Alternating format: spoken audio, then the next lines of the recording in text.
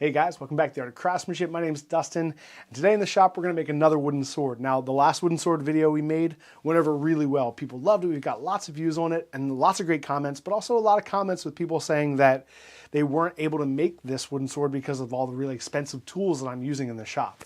So I thought it'd be kind of fun to show you how you can make this wooden sword with cheaper tools and scrap wood, because I still think that everyone should make a wooden sword.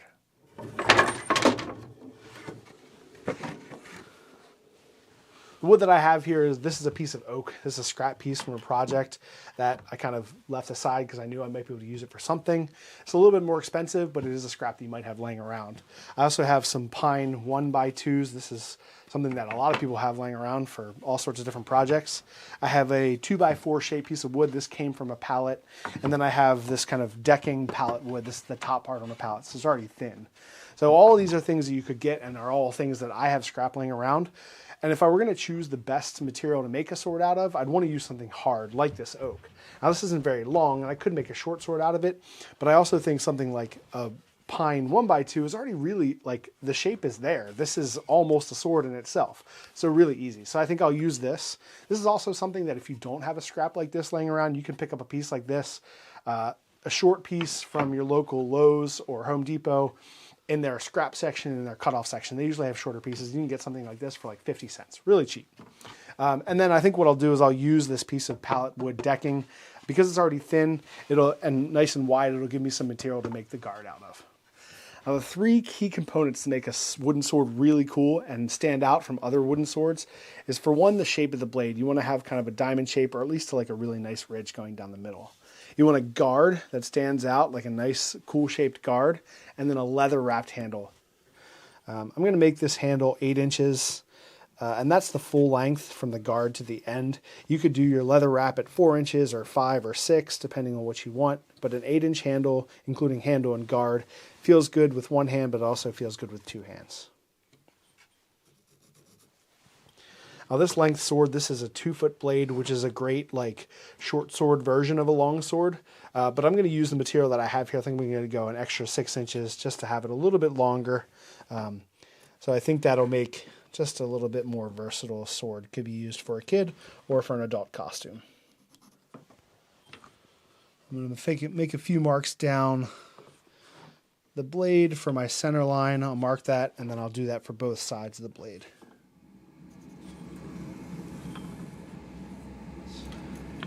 Do the old finger trick.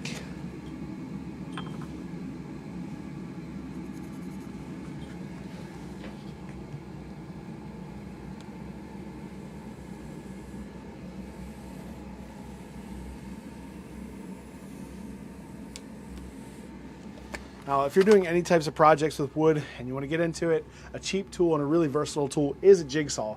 Now, I bought this one years ago at a yard sale, probably for like 10 bucks. You can find them all over the place. You could buy a new one from Harbor Freight for like 25 bucks. So it's nice and easy, cheap, but a good tool to have that's versatile in the wood shop.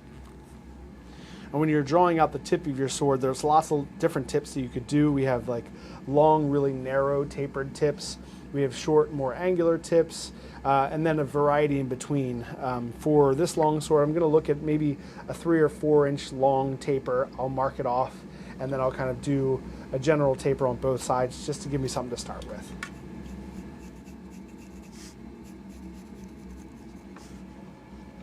This is a little bit shorter. See, this one feels right. It's a little wider, but even the narrow ones. Yeah, so I think I'm going to take a little bit off, maybe 2 inches or so. I still want it to be a little bit longer than the 24, so maybe I go out to 28.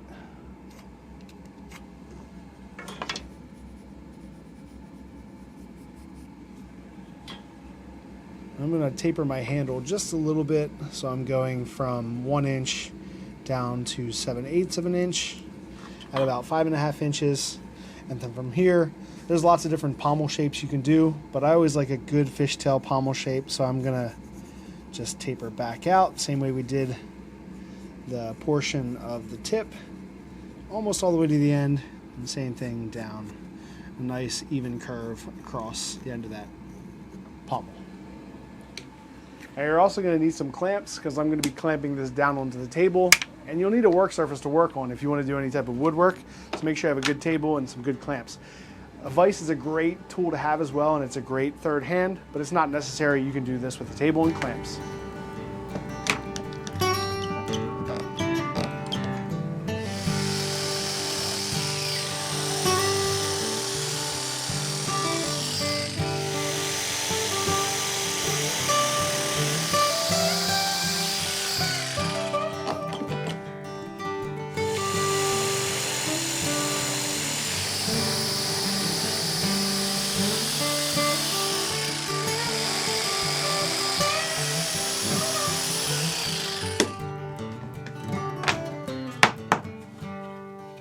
That feels pretty good. See, there you go, wooden sword, all done. But wait, there's more. I also want to cut out the shape for the guard first so we can kind of feel what that looks like before we start shaping everything down.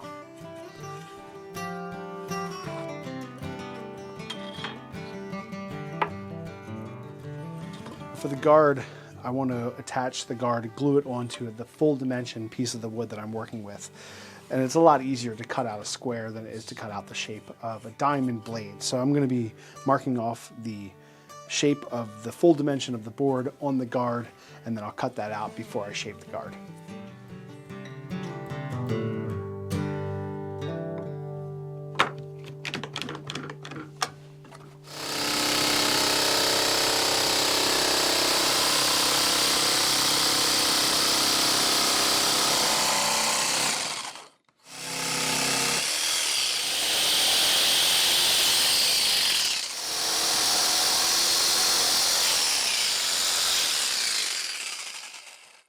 I cut this piece extra long, that way I'd have some material to clamp down to when I was shaping the rest of the guard.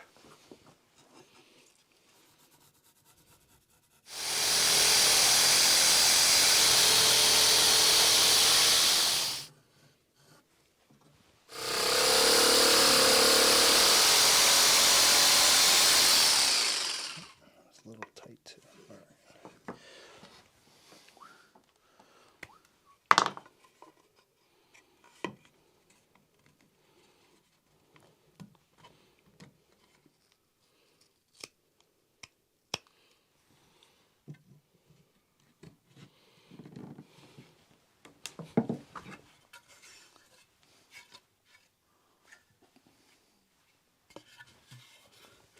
I'm going to start shaping the bevels. I'm going to use a half-round rasp and a Shinto rasp. You can get sets of rasps like this, wood rasps, for less than $10 at Harbor Freight. You can buy a Shinto rasp on Amazon for $10 or $15, both really cheap options.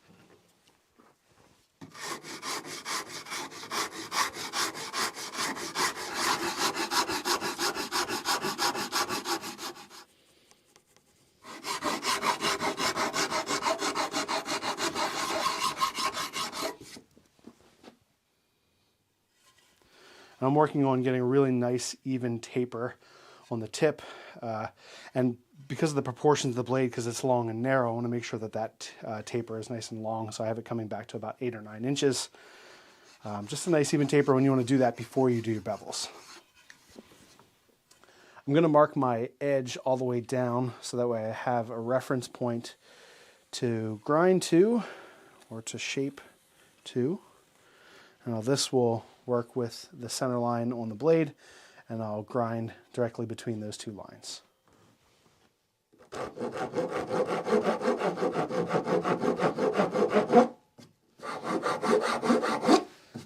I'm working on my plunge line area first, so this is the transition from the blade to the guard, called the plunge line, and this is, you know, I want a nice even transition, and kind of a curved transition looks nice, so I'm going to do that first with the half round, get this really nice, and then I'll start working my way down.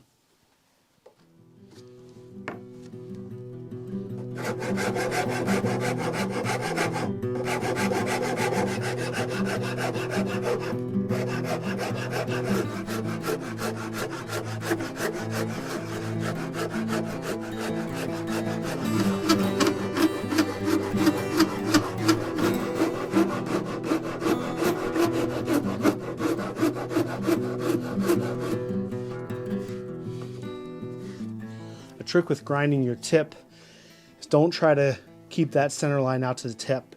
Keep the same angle as your bevel as you're moving back, And then when you do the other side, you'll do the same, and it'll bring that line back to center, and you'll get a nice distal taper to the tip of your blade.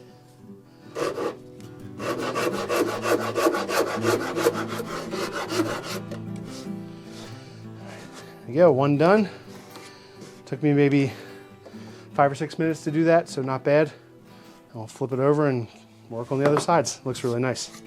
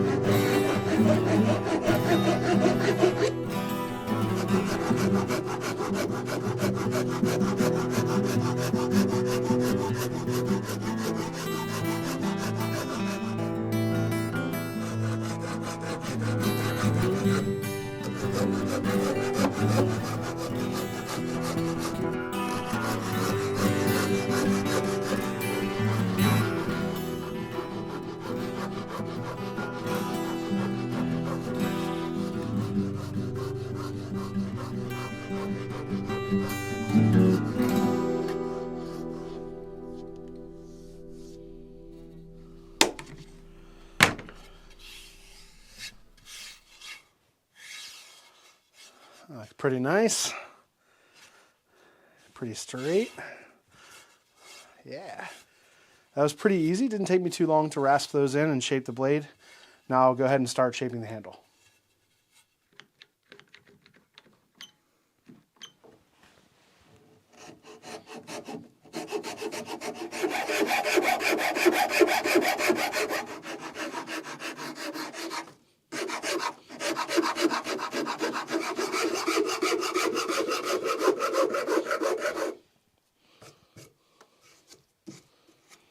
I like this octagon shaped handle. It'll look nice once it's covered in leather, but it also gives like a nice purchase to it. It's a little bit shaped.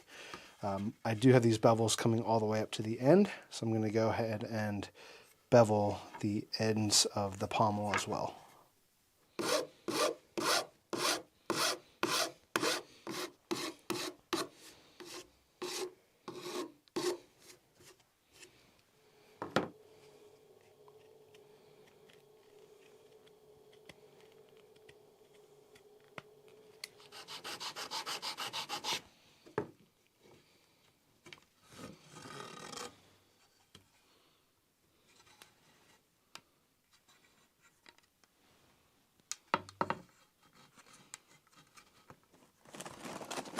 I'm going to finish this off with a fine grit. I'm looking for 220 or 150, something like that.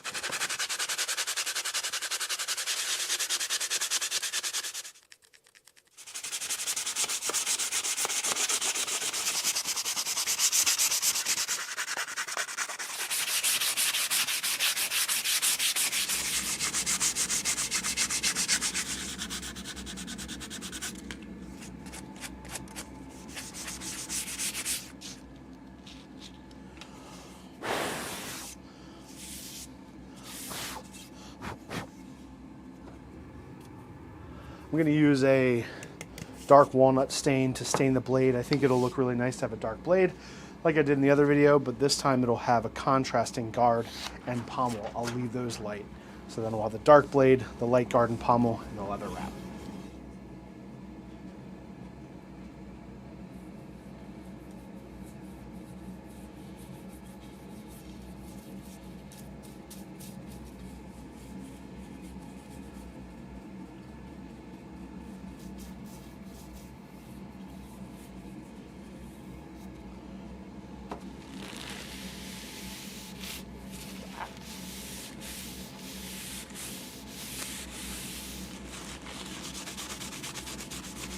Kind of a happy accident is the level of finish and sanding you put on it is going to reflect in the staining, and the staining is kind of cool. It has like some marks and texture and stuff in it, which actually gives the sword a little bit of life. I like the way it looks.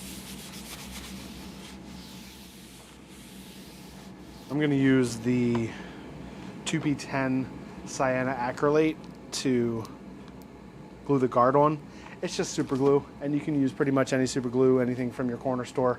I'll be using it with an activator, which just helps it to dry quicker, but it's not necessary.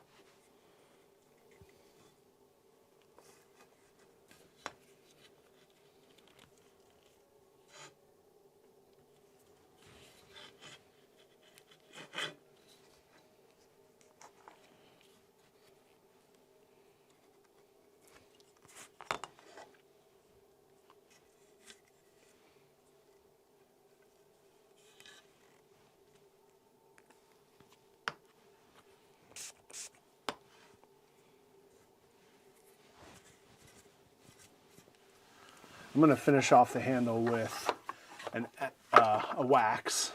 I have a couple up here, but this is a shop wax. Good for wood and leather. It'll add a really nice finish to it. You could also finish the whole sword with oil. You could also just leave it the way it is. It'll be fine that way too, but this will be a nice finish.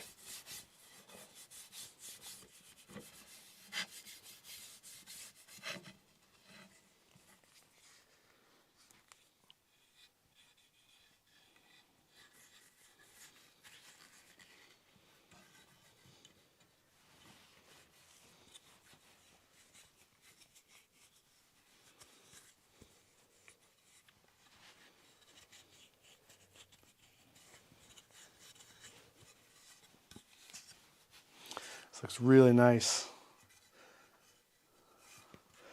Always looks really good when you finish it with some type of wax or oil. Darken the handle some. I like this. Guard and pommel, lighter wood, darker blade. That looks great. All right, guys, well, there you go. This is super fun to make, and I suffered through being surrounded by all my expensive tools, but I wanted to show you that it can be made with cheaper tools and just a kind of basic shop. So this is super fun, and I do still think that everyone should make a sword because it really does bring the kid out in all of us. So thank you guys so much for watching. Let us know what you think in the comments below, and we'll see you all in the next video.